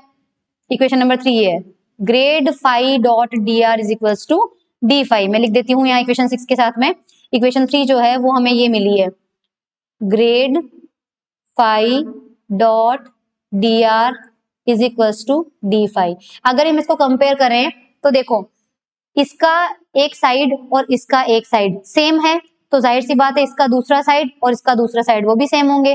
तो इधर हमें क्या साइन मिल रहा है, एक हमें मिल रहा है grad phi dot D R, और इक्वेशन नंबर 6 का दूसरा साइड कौन सा मिल रहा है हमें, ये मिल रहा है। तो ये किसके इक्वल होगा, i cap del phi by del x plus पूरा वाला जे कैप वाला डॉट डी आर, ठीक है। डॉट डी आर से dot D r cancel out हो जाएगा और ग्रेड फाई की वैल्यू आ गई आपके पास ये। और इन वेक्टर अलजेब्रा ये जो टर्म होता है, ध्यान रखना फाई हटा दिया जाए, सिर्फ ये, इसको हम एक ऑपरेटर बोलेंगे, हिंदी में इसको हम संकारक बोलेंगे, this is called differential operator, या फिर हम इसे डेल ऑपरेटर कहेंगे। और इसे रिप्रेजेंट किया जाएगा इस, ये डेल्टा उल्टा लिख दिया है ऐसे, ऐसा ट्राइंगल, उल्टा ट्राइंगल बनाना है और उसके ऊपर वेक्टर का साइन आएगा, क्योंकि आई जे और के यहाँ पर ये वेक्टर आ रहे हैं, ठीक है। तो इसको हमें लिखना पड़ेगा इस तरह से। तो ग्रेड फाई जो है अब आपके पास क्या आया, अगर इसको हम डेल से रिप्रेजेंट करें तो यहां से देखिए, यहां से इस फाई को यहां से हटा दीजिए, इस फाई को यहां से हटा दीजिए और इस फाई को यहां से हटाइए, ब्रैकेट के बाहर ले लो, तो ये अंदर मल्टीप्लाई होगा तो ये टर्म मिल जाएगा, ये अंदर मल्टीप्लाई होगा, ये अंदर मल्टीप्लाई होगा तो ये टर्म हमें मिल जाएगा। तो ये अंदर वाला जो ब्रैकेट है वो तो क्या हो गया, डेल, और साथ में आपके पास आ जाएगा फाई। तो लेफ्ट हैंड साइड में क्या है, ग्रेड फाई, और राइट हैंड साइड में क्या है, डेल फाई। तो ग्रेड फाई हमारे पास हो गया डेल फाई, जिसे आप ये टर्म भी लिख सकते हो, ठीक है। तो ये आपके पास ग्रेडियंट आ गया है फाई का, किस टर्म में, कार्टेशियन कोऑर्डिनेट में, क्योंकि कार्टेशियन कोऑर्डिनेट होते हैं एक्स वाई जेड। यहाँ पर अपन को एक्स मिल रहा है, यहाँ पर अपन को वाई मिल रहा है और यहाँ पर अपन को जेड मिल रहा है। So this del phi is the vector which represent the maximum rate of change of scalar function phi. अब हिंदी में आपको थोड़ा सा दिखा देती हूँ। इक्वेशन 1 ये थी, डी आर हमने किया, दोनों तरफ डॉट डॉट लिया, ये सिर्फ नोट्स के पर्पज से दिखा रही हूँ। इसको हमने डीएस रखा, ये हमने टोटल डेरिवेटिव लिया, ये पार्ट मैंने कट करवा ही दिया था आपको, और डायरेक्ट हमारे पास ये आ गया था, ये आ गया था, फिर हमने ये किया है, इसको डेल ऑपरेटर बोलते हैं, और ये हमारे पास ग्रेडियंट फाई डेल फाई के इक्वल आ चुका है। So I hope that is clear to you. Now vector flux and surface integral of vector field, सदिश अभिवाह एवं सदिश क्षेत्र का पृष्ठ समाकल। यहाँ पर देखते हैं नेक्स्ट टॉपिक क्या है, ये नहीं करना है हमें। वेक्टर फ्लक्स, वेक्टर फ्लक्स को समझने के लिए सबसे पहले इसकी डेफिनेशन ही याद रख लीजिए। तो डेफिनेशन देखो, to understand the meaning of vector flux, यानी वेक्टर फ्लक्स का मतलब समझने के लिए let us consider the flow of water in the river on a horizontal surface. Vector flux के कंसेप्ट को समझने के लिए हम एक नदी में बहते हुए पानी पर विचार करते हैं। मान लीजिए पानी की वेलोसिटी है v, और हमने एक रेक्टेंगुलर फ्रेम लिया है, यानी एक तार लिया है, और उस तार को इस तरह से मोड़ के उसका आयताकार फ्रेम बना लिया है, और उसका एरिया कितना है a, is suspended in it, उसको नदी में डुबो दिया है। तो ऑब्वियसली काफी सारा पानी, नदी ऐसे बह रही है और फ्रेम मान लीजिए ऐसे रख रखा है, तो काफी सारा पानी जो है इस फ्रेम के अंदर से गुजरेगा और काफी सारा पानी इसके बाहर से गुजर जाएगा। तो the amount of water flowing through the frame per second is known as the flux of water through the given area. इसका मतलब हर एक सेकेंड में उस एरिया में से कितना पानी गुजर गया उसे हम पानी का फ्लक्स बोलेंगे। हिंदी में इसकी डेफिनेशन देखते हैं। वेक्टर फ्लक्स को समझने के लिए धरातल पर नदी के पानी पर प्रवाह पर विचार करते हैं। माना नदी में पानी v वेग से गति कर रहा है और उसमें क्षेत्रफल a का एक आयताकार फ्रेम लटका है, जो कि मैंने अभी बताया था। फ्रेम से निर्गत प्रति सेकंड पानी की मात्रा को ही हम पानी का फ्लक्स कहते हैं, लेकिन फ्रेम से कितना पानी निकलेगा ये इस बात पर निर्भर करता है कि पानी का वेग कितना है, उस फ्रेम का एरिया कितना है, उसके अलावा आपने उस पानी के प्रवाह के सापेक्ष, यानी कि जो हमने फ्रेम लिया है उसको ऐसे रखा हुआ है या उसको वर्टिकल रखा हुआ है, क्योंकि अगर ऐसे रख दोगे तो पानी पैरेलल निकल जाएगा, क्रॉस नहीं करेगा, और ऐसे रखोगे तो ज्यादा से ज्यादा क्रॉस करेगा, और बीच की ओरिएंटेशन रखोगे तो बीच के अमाउंट का कुछ क्रॉस करेगा। तो इसके झुकाव पर भी निर्भर करता है, यानी एंगल पर भी निर्भर करता है। तो इस हिसाब से हम अलग अलग डायरेक्शन पर रख के देखते हैं। मान लीजिए थीटा इज इक्वल टू 90। अब ये थीटा किस किस के बीच में है ये देखिए। अगर फ्रेम पानी के प्रवाह की दिशा के तल में स्थित है, इसका मतलब ये है कि मान लीजिए ये केस हमारा फर्स्ट वाला केस देखिए आप एक बार, ये देखिए पानी के प्रवाह की दिशा, नदी ऐसे बह रही है और फ्रेम को हमने बिल्कुल उसके पैरेलल रख दिया, राइट। उस कंडीशन में पानी की वेलोसिटी तो इधर जा रही है, और क्योंकि हमने एरिया को प्लेन में रखा है तो एरिया वेक्टर किधर जाएगा, ऊपर जाएगा। तो एरिया वेक्टर आपका एज उधर जा रहा है और वेलोसिटी आपकी इधर जा रही है। एंगल कितना है 90। तो ये जो थीटा है इस कंडीशन में अगर 90 डिग्री है तो बिल्कुल भी पानी उस फ्रेम को क्रॉस नहीं करेगा, क्योंकि वो उसके पैरेलल बह रहा है। तो पैरेलल बहने वाली चीज कभी क्रॉस नहीं करती है। तो पहले केस में हमें क्या मिलेगा, ये देखिए थीटा बराबर 90 है तो पानी का फ्लो जो है वो 0 हो जाएगा। सेकेंड केस में आप देखिए कि हमने उसको बिल्कुल वर्टिकल कर दिया, तो एरिया वेक्टर भी इधर आ गया और पानी तो इधर बह ही रहा था। तो इस कंडीशन में दोनों के बीच का एंगल जो है वो कितना हो जाएगा, अपने पास 0 हो जाएगा। तो थीटा बराबर 0। तो इस कंडीशन में पानी कितना क्रॉस होगा, मैक्सिमम। और इन बिटवीन अगर रखते हैं तो इस आधार पर, यानी अगर एरिया इस तरह से रखा है कि एरिया और वी के बीच का एंगल थीटा है, तो आपके पास ये जो पानी की मात्रा होगी ये वी ए कॉस थीटा से दी जाएगी। इसलिए क्यू का formula V A cos theta होता है, या फिर वेक्टर फॉर्म में वी डॉट ए। हम यहाँ पर अगर साइन थीटा ले लेते तो ये तीनों रिजल्ट इस इक्वेशन में सेटिस्फाई नहीं कर पाते। देखो अगर Q theta should be 90, theta 90 पर क्यू आपको 0 मिलना चाहिए। अब इस एक्सप्रेशन में थीटा बराबर आप 90 रखो तो कॉस थीटा कितना हो जाएगा 0 और क्यू बराबर कितना हो जाएगा 0। अगर आप यहाँ पे साइन थीटा ले लेते तो थीटा 90 पर ये मैक्सिमम आ जाता, तो रिजल्ट हमारा गलत हो जाता। इसलिए हमने यहाँ पर थीटा के साथ में कॉस लगाया है, ना कि साइन लगाया है। तो जो फ्लक्स होता है वो v डॉट ए होगा। किस केस में, अगर पानी के फ्लक्स की बात की जाए तो। ओके तो इन जनरल अगर हमें फ्लक्स बताना है, जैसे इलेक्ट्रिक फील्ड का बताना है, तो हमारे पास क्या हो जाएगा, इलेक्ट्रिक फ्लक्स का फॉर्मूला अभी अभी हम थोड़ी देर पहले हमने देखा था। फ्लक्स का फॉर्मूला आया था ए डॉट डी ए, और अगर ए की जगह इलेक्ट्रिक फील्ड है तो इलेक्ट्रिक फ्लक्स कितना आ जाएगा, ई डॉट डी ए आ जाएगा। ठीक है, तो हमारे पास यहाँ पर छोटे से क्षेत्रफल अल्पांश से ई डॉट डी आ जाएगा। मैं इंग्लिश में भी एक बार ये नोट्स दिखाना चाहती हूँ, तो लिखा हुआ वही है जो मैंने यहाँ पे एक्सप्लेन किया है। ये 3 कंडीशन हमने यहाँ पर पढ़ी है। अगर आप नोट्स प्रिपेयर कर रहे हैं तो आपको हेल्प होगी इन डायग्राम से, इसलिए ये सी पार्ट है हमारा। आप वीडियो को पॉज करके और फिर अपने नोट्स जो है वो यहाँ से कॉपी कर सकते हैं। इलेक्ट्रिक फील्ड के केस में हमारे पास ई आ चुका है, इतना हम पढ़ चुके हैं। यहाँ पर ये कुछ नहीं है, क्योंकि हमने जो फ्लक्स निकाला है एक्चुअल में वो बहुत छोटे से एरिया के लिए निकाला है। डीए जो है वो डीए एरिया जो होता है वो बहुत छोटा होता है। अगर हमें कभी बड़ा सरफेस दे दिया जाए तो हम कैसे निकालेंगे, तो उस कंडीशन में हमें इसे छोटे छोटे एरिया में डिवाइड करना है और हर एरिया से फ्लक्स की वैल्यू निकालनी है और हर फ्लक्स से निकलने बाद में सारे फ्लक्स आने के बाद सबको हमको ऐड कर देना है। तो इस तरह से टोटल फ्लक्स जो है वो सभी छोटे छोटे जो एलिमेंट होंगे उनके फ्लक्स का समेशन होगा। और यहाँ पर देख लीजिए ए डॉट डी ए है, उनका समेशन हमने कर दिया है। अगर डी ए टेंस टू 0 यानी कि हमारे पास जो एलिमेंट है वो इतना छोटा है कि हम उसे गिन ही नहीं सकते, तो गिनने के लिए, गिनने लायक चीजों के लिए समेशन होता है और अनगिनत चीजें होती है, अगर उनका टोटल करना होता है तो समेशन को किससे रिप्लेस करते हैं, इंटीग्रेशन से। तो फाई का एक और एक्सप्रेशन आता है integration A dot D A. Okay, this is surface integral of vector field A. Next topic है हमारा डाइवर्जेंस ऑफ वेक्टर फील्ड। थोड़ा सा मैं हिंदी में चला देती हूँ, ये जो चीज मैंने अभी समझाई वही है, आप पोज करके ये नोट डाउन कर सकते हैं और ये वही चीज है सेम इंटीग्रल में से। और अब हम फोर्थ टॉपिक पढ़ रहे हैं, divergence of vector field. Divergence of vector field के लिए आपको यहाँ पर ये डेफिनेशन जो है बड़ी डिफिकल्ट लगेगी, तो मैं पहले आपको समझा देती हूँ कि डाइवर्जेंस जो है वो क्या होगा। देखिए, मान लीजिए आपके पास Suppose a closed surface enclosing a volume dV is situated in a vector field A। मान लीजिए यहाँ पर कोई वेक्टर फील्ड है A, फैला हुआ है। मान लीजिए कोई चार्ज आपने कहीं पे रखा है जिसकी वजह से यहाँ पर इस पेज पर इलेक्ट्रिक फील्ड आ गई है। अब यहाँ पर आपने क्या किया है, एक छोटा सा वॉल्यूम एलिमेंट रख दिया, ये छोटा सा वॉल्यूम एलिमेंट रख दिया जिसका वॉल्यूम कितना है dV। अब आपने एक क्लोज्ड सरफेस लिया है जो कि इस पूरे वॉल्यूम को अपने अंदर समाहित कर ले, तो मैंने चारों तरफ एक ऐसा सरफेस ले लिया S। ओके, तो ये जो वॉल्यूम एलिमेंट है ये पूरी तरह से मेरे सरफेस के अंदर आ चुका है, करेक्ट। अब मुझे क्या करना है, इस S सरफेस से गुजरने वाला टोटल फ्लक्स निकालना है। अब इस S सरफेस से निकलने वाले फ्लक्स का फॉर्मूला हमने अभी अभी देखा है, तो वो कितना आता है, A डॉट डी ए आता है। अब अगर हमें डाइवर्जेंस चाहिए तो डाइवर्जेंस ऑफ ए को लिखने का तरीका ये होता है डीआईवी। डीआईवी का मतलब डाइवर्जेंस, और किसका निकाल रहे हैं हम, ए का।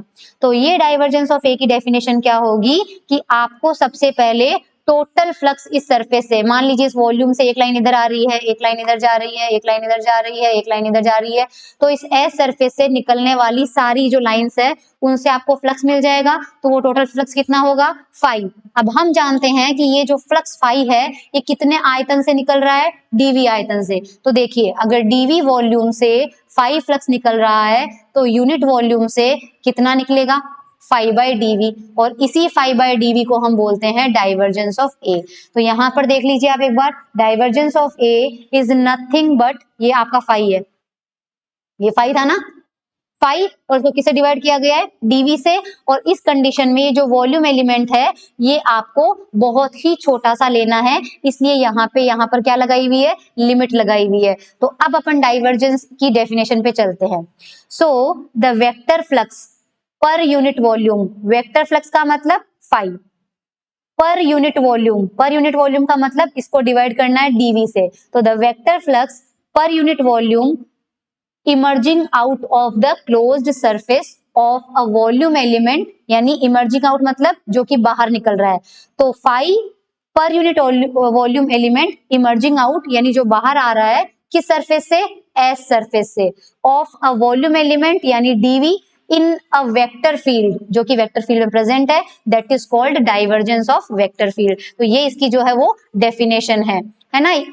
अगर नीचे एस लिखा हुआ है और यहाँ गोला लगा हुआ है तो बताता है कि एक तो ये सरफेस इंटीग्रेशन है और वो क्लोज, देखो अगर ये लिखा हुआ होगा तो ओपन इंटीग्रेशन होता है, ये हमेशा क्लोज सरफेस के लिए होता है। हिंदी में भी आप देख लीजिए, किसी सदिश क्षेत्र में स्थित आयतन अल्पांश, आयतन अल्पांश मैंने बता दिया था वॉल्यूम एलिमेंट है, उसको परिबद्ध करने वाले बंद पृष्ठ, ये बंद पृष्ठ था, उससे निर्गत एकांक आयतन फ्लक्स, यानी टोटल अगर डीवी से फाई निकल रहा है तो एकांक आयतन से कितना निकलेगा, फाई बाई डीवी, उसी को हम क्या कहते हैं, सदिश क्षेत्र का डाइवर्जेंस कहते हैं। तो फ्लक्स ये आएगा तो डाइवर्जेंस हमारा ये आएगा, और ये दोनों लाइनें मैंने इंग्लिश के अंदर बता दी। इसके फिजिकल सिग्निफिकेंस पे चलते हैं। इसका फिजिकल सिग्निफिकेंस बेसिकली क्या होता है, देखिए फिजिकल सिग्निफिकेंस के लिए भी हम क्या करते हैं, कहीं से पानी का फ्लो जो देख रहे हैं, इसके फिजिकल सिग्निफिकेंस में अगर आप ये नहीं भी लिखते हैं तो भी चलेगा एग्जाम में, इलेक्ट्रिक फील्ड से आप इसको बता सकते हैं। देखिए इलेक्ट्रिक फील्ड से ही आपको इसका फिजिकल सिग्निफिकेंस बताना है। यहाँ से शुरू करना आपको अपने नोट्स में, the divergence of vector field में भी, अभी डेफिनेशन तो हमने लिख दी है, अब डाइवर्जेंस जो है उसकी वैल्यू क्या होगी, वो may be positive, may be negative, may be zero, है ना। अभी इसका मतलब क्या है, positive value of divergence means the net fluid is emerging out of the volume element. अंदर अगर वॉल्यूम है और इसमें पानी भरा हुआ है, और अगर इसमें से पानी बाहर की तरफ बह रहा है, तो इसका डाइवर्जेंस जो आएगा वो कैसा मिलेगा, पॉजिटिव मिलेगा। और अंदर अगर वॉल्यूम है और बाहर सरफेस है, सरफेस से इसके अंदर पानी आ रहा है, पानी अगर सरफेस से इसके अंदर आ रहा है तो इस पानी का डाइवर्जेंस कितना होगा, नेगेटिव होगा। अंदर अगर वॉल्यूम एलिमेंट है और चारों तरफ सरफेस है, तो दो केस हो सकते हैं, ना तो पानी आ रहा है ना जा रहा है, तो भी डाइवर्जेंस आपको क्या मिलेगा, जीरो मिलेगा। और जितना पानी देखो एंटर किया उतना ही वॉल्यूम को क्रॉस करके बाहर निकल गया, तो जितनी लाइनें अंदर आई अगर उतनी ही बाहर निकल गई तो भी अंदर कुछ भी पानी नहीं बचा, तो भी डाइवर्जेंस आपका क्या होगा, जीरो। तो यहाँ पर यही लिखा हुआ है, देखिए the divergence of a vector field में भी पॉजिटिव, नेगेटिव और zero. The positive value of divergence means the net fluid यानी पानी is emerging out of the volume, volume से बाहर जा रहा है। That is source of fluid is, अगर बाहर जा रहा है तो जाहिर सी बात है अंदर क्या रखा हुआ होगा, पानी का सोर्स रखा हुआ होगा, जैसे टंकी, पानी की टंकी रखी हुई होगी उससे पानी जा रहा होगा, तो उस कंडीशन में सोर्स अंदर रखा हुआ है। अगर डाइवर्जेंस आपके पास नेगेटिव है, इलेक्ट्रिक फील्ड का पॉजिटिव है, तो इलेक्ट्रिक फील्ड का भी केस देख लीजिए। जैसे मान लीजिए पॉजिटिव चार्ज अंदर रखते हैं, तो पॉजिटिव चार्ज से लाइनें हमेशा दूर जाती है, तो डाइवर्जेंस आपका पॉजिटिव आएगा। इस कंडीशन में हम इस प्लस क्यू को क्या कहेंगे, सोर्स कहेंगे। अगर माइनस क्यू रखा हुआ है तो लाइनें अंदर की तरफ आती है, तो इस कंडीशन में हम बोलेंगे अंदर क्या रखा हुआ है, सिंक रखा हुआ है, हिंदी में भी इसको सिंक बोलते हैं। इस कंडीशन में डाइवर्जेंस नेगेटिव होगा।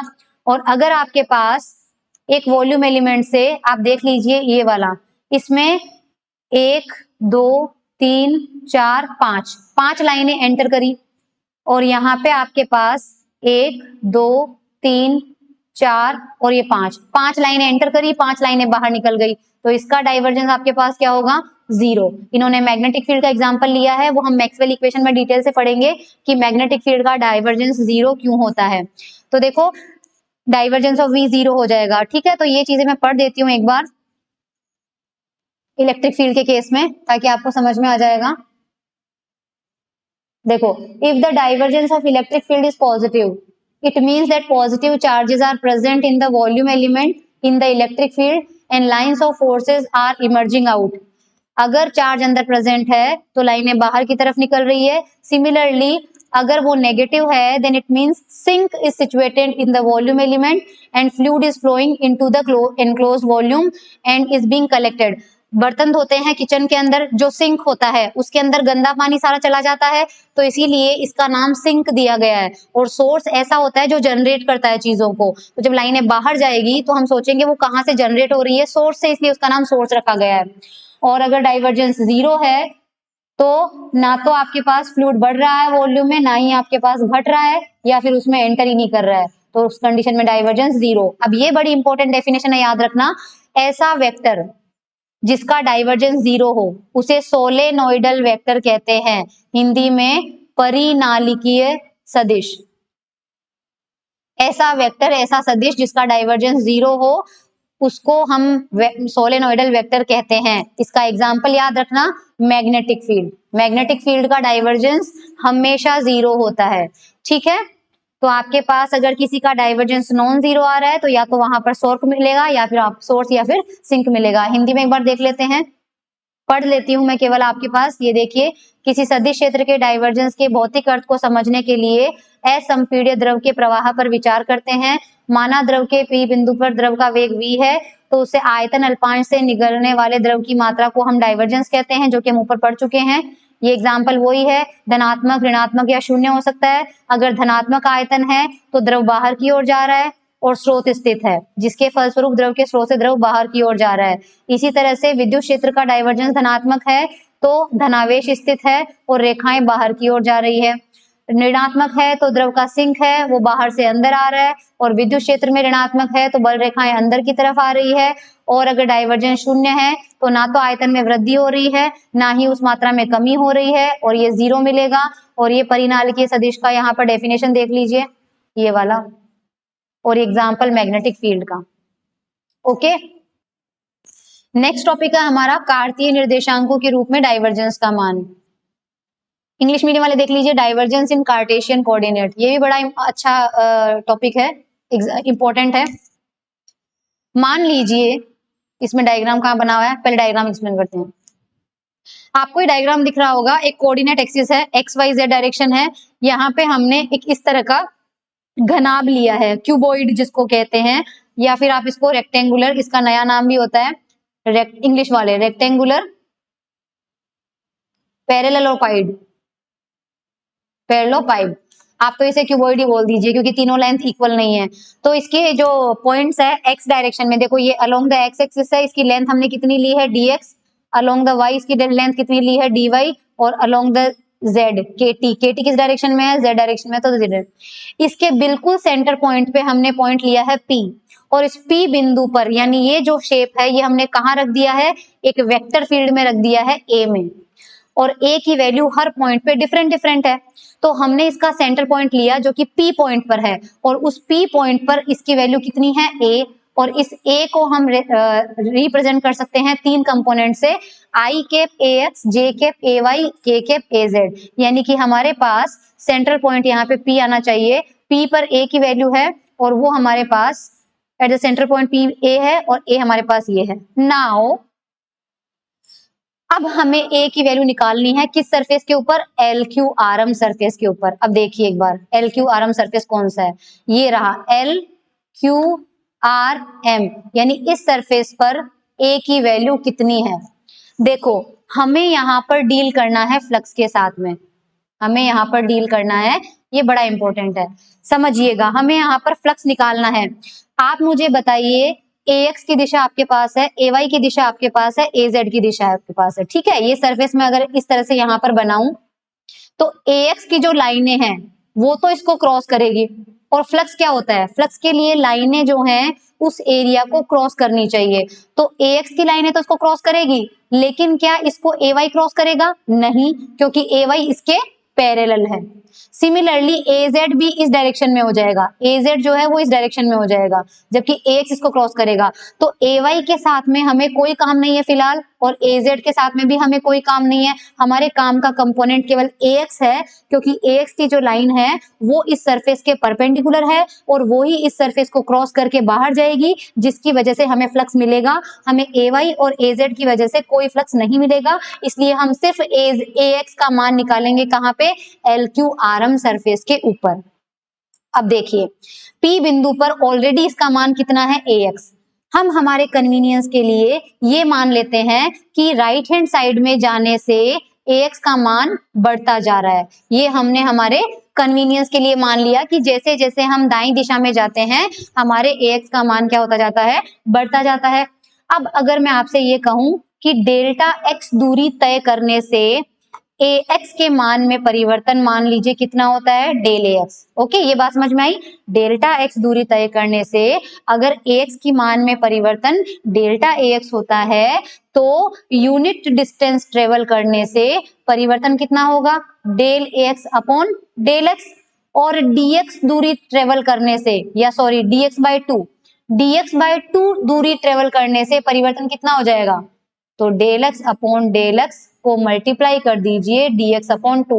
9th 10th में यूनिटी लॉ पढ़ते हैं, एकांकी नियम, वही यूज किया है मैंने। इतनी दूरी में इतना परिवर्तन होता है तो एकांक दूरी में इतना होगा, और इतनी दूरी में इतना होगा।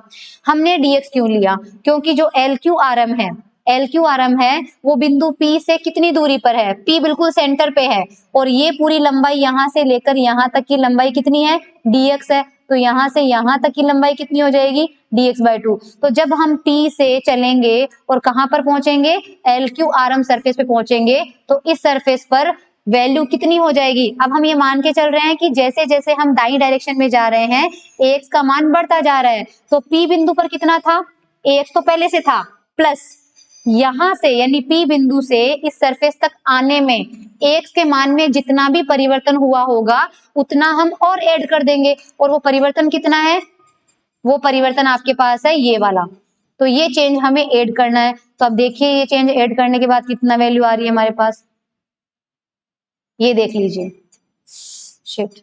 तो आप इसको ऐसे भी याद रख सकते हैं, if the rate of change of ax with x is this, then the x component of the field, x component of the field का मतलब ax at the distance of dx by 2 from p that is at the surface LQRM। कुल मिला के इतनी लंबी लाइनें लिखने की जरूरत नहीं है, आप इसके बाद डायरेक्टली ये लिख सकते हैं the value of ax at LQRM surface will be, कितना होगा, ax तो पहले से था और इतना परिवर्तन हमने ऐड कर दिया क्योंकि वो आगे बढ़ रहा है। सिमिलरली अगर KTSN सरफेस लेंगे तो KTSN सरफेस कहाँ पे है, ये रहा KTSN सरफेस आपका, ये रहा, ये क्या है, पीछे की तरफ है। अगर आगे की तरफ जाने से AX का मान बढ़ रहा है तो पीछे की तरफ जाने से AX का मान घटेगा, और परिवर्तन तो उतने का उतना ही होगा, इसलिए जो टर्म आपने यहाँ पे ऐड किया है वो टर्म यहाँ पे अपन माइनस कर देंगे।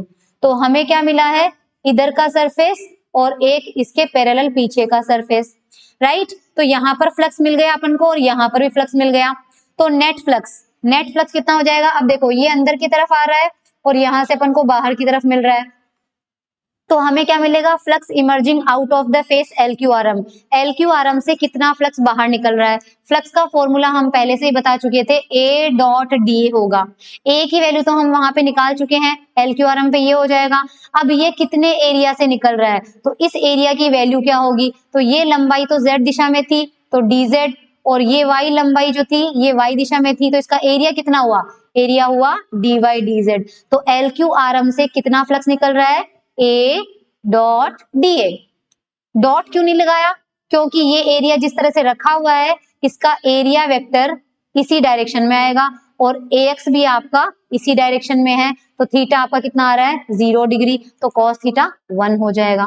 सिमिलरली KTSN से क्या होगा, KTSN का एरिया भी आपके पास कितना हो जाएगा, DY/DZ, और वहां पे A की वैल्यू इतनी हो जाएगी, ठीक है। तो दोनों फेसेस से आ गया, दोनों x डायरेक्शन में है, ये भी अपने पास x डायरेक्शन में है, ये भी x डायरेक्शन में है, बस ये अंदर की तरफ आ रहा है और ये बाहर की तरफ निकल रहा है, तो नेट फ्लक्स निकालते हैं, ठीक है।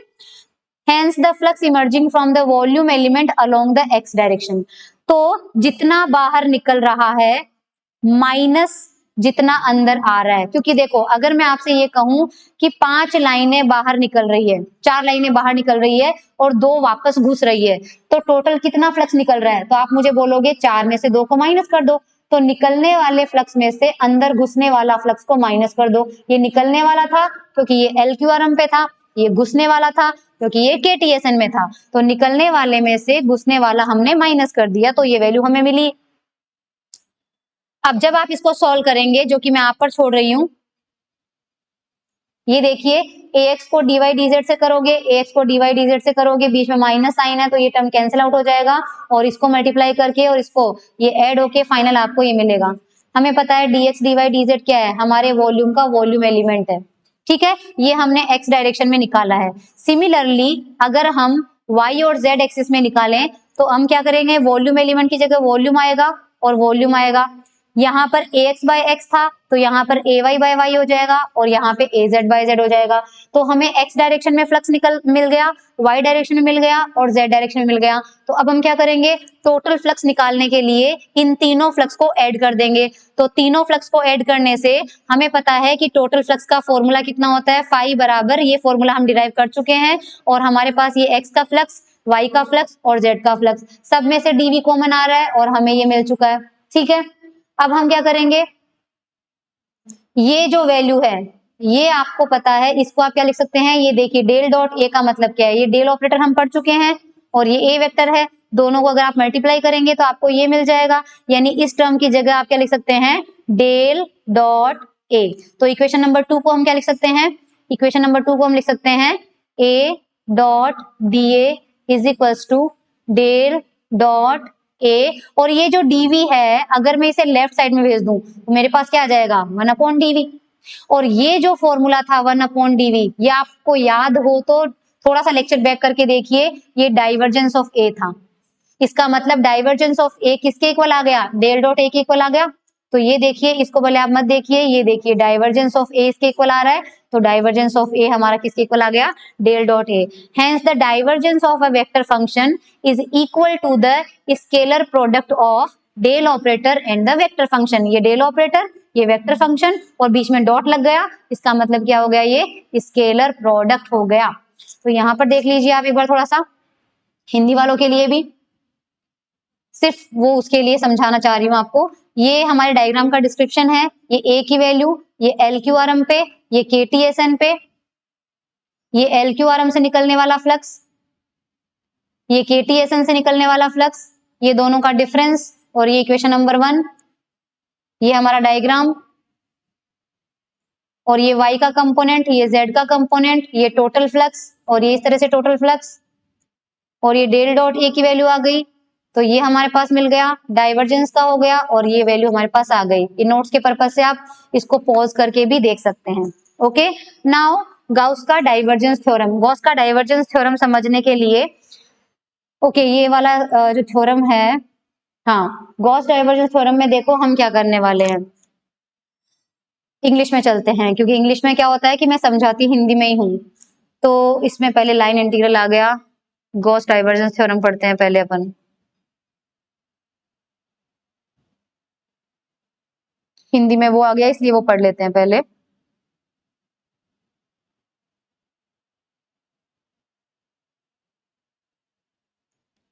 Suppose a volume V is enclosed by an imaginary closed surface S in a vector field A.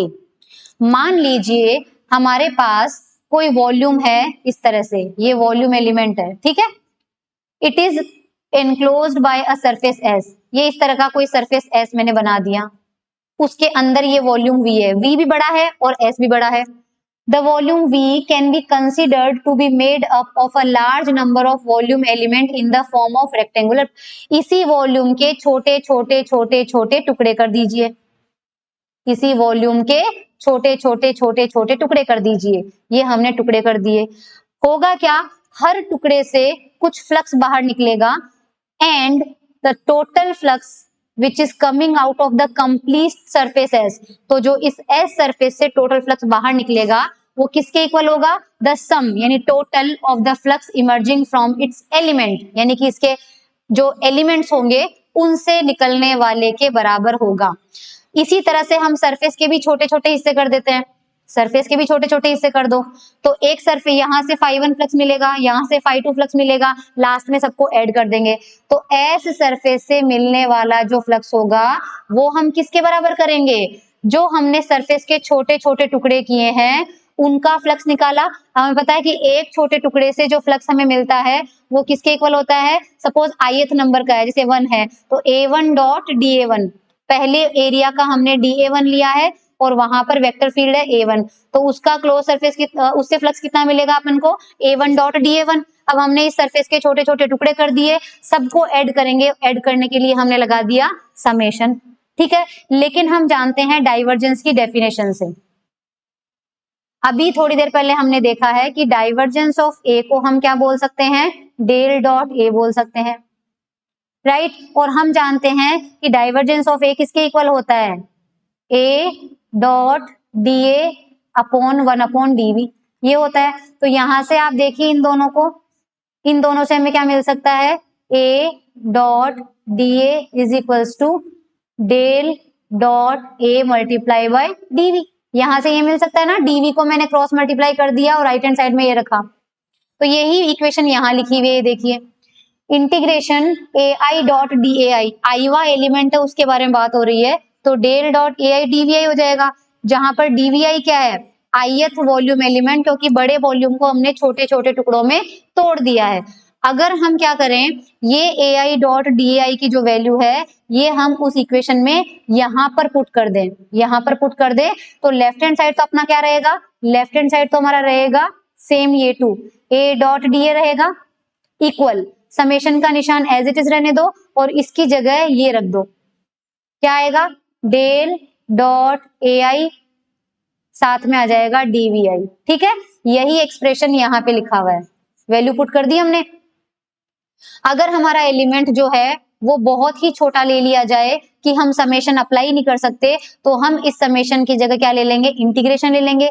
जैसे ही इंटीग्रेशन लगता है ये आई हट जाता है, तो ये एक्सप्रेशन हमें मिल जाएगा इस एक्सप्रेशन में, and this is called the Gauss theorem. Gauss theorem का स्टेटमेंट देख लीजिए आप, क्या होगा, hence the surface integral of a vector field, surface integral of, ये सरफेस इंटीग्रल की मतलब यहाँ पर जब एरिया लिखा हुआ आ जाता है तो इसका मतलब ये सरफेस इंटीग्रल है, और किसका है, ए वेक्टर का। तो surface integral of a vector field यानी कि ये लेफ्ट साइड वाली बात हो गई, ओवर अ क्लोज्ड सरफेस, क्योंकि यहाँ गोला बना हुआ है, यानी कि ये इंटीग्रेशन आपने क्लोज सरफेस पे लिया है।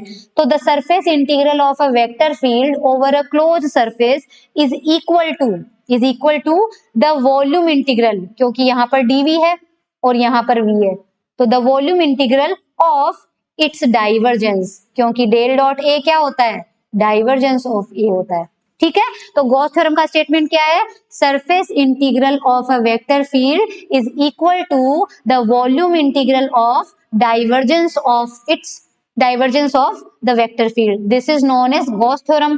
काम कहाँ आएगी, this theorem can be used in converting the surface integral into a volume integral and vice and versa. So इसका जो यूज होता है हमारे पास वो सरफेस इंटीग्रेशन, देखिए लेफ्ट हैंड साइड में आपके पास सरफेस इंटीग्रेशन है, राइट हैंड साइड में आपके पास वॉल्यूम इंटीग्रेशन है। तो अगर कभी भी हमें सरफेस को वॉल्यूम में या वॉल्यूम को सरफेस में कन्वर्ट करने की जरूरत पड़ी तो we will use this Gauss divergence theorem. चलिए अब हिंदी में देख लेते हैं। तो सेम यही किया है कि ए में कोई आयतन वी था और वो बड़े से सरफेस एस से इनक्लोज था, एस से हमें टोटल फ्लक्स निकालना था, तो उसके छोटे छोटे टुकड़े हमने कर दिए और हर टुकड़े से पहले फ्लक्स निकाला, सबको ऐड कर दिया। अब हर छोटे से टुकड़े से निकला हुआ जो फ्लक्स है उसके ऊपर हमने डाइवर्जेंस वाला फॉर्मूला अप्लाई किया, और फिर ये वाली वैल्यू हमने, ये जो वैल्यू है ये उठा के यहाँ पे रख दी, तो हमें ये वाली वैल्यू मिल गई। ओके, और dv टेंड्स टू 0 के केस में हमें ये वॉल्यूम मिल गया। तो किसी बंद पृष्ठ पर, ये बंद हो गया और ये पृष्ठ हो गया, बंद पृष्ठ पर लिया गया सदिश क्षेत्र, ये सदिश क्षेत्र का पृष्ठ समाकल, ये पृष्ठ समाकल हो गया, उसी के डाइवर्जेंस, ये उसका डाइवर्जेंस हो गया, के आयतन समाकल के बराबर होता है, और इसे गॉस के डाइवर्जेंस थ्योरम कहते हैं। उपयोगिता आपको पता है कि सरफेस को आयतन में और आयतन को सरफेस में परिवर्तित किया जा सकता है। अब बात आती है हमारी लाइन इंटीग्रल की। अब लाइन इंटीग्रल के लिए इंग्लिश मीडियम में काफी ऊपर चलना पड़ेगा हमें, क्योंकि ये बहुत पहले आ गया था।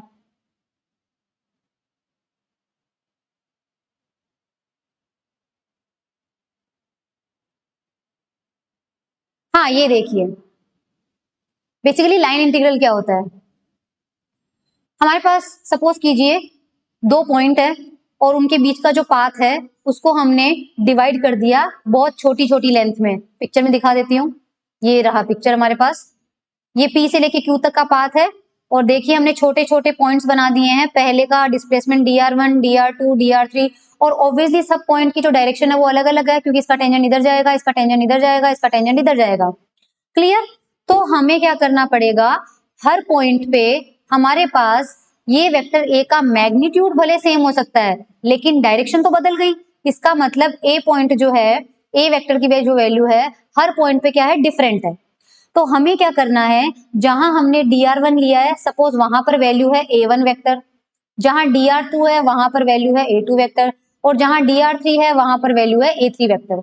तो सब जगह पर हमें हर एलिमेंट पे हमें इन दोनों का डॉट प्रोडक्ट लेना है और बाद में पूरे पाथ के लिए ऐड कर देना है। तो हमें क्या मिलेगा, हमें मिलेगा ये देखिए a डॉट dr समेशन लगा दिया हमने, कहां से लेके कहां तक, P1 Q1। इससे भी ऊपर चलेंगे तो ये आ जाएगा हमारे पास।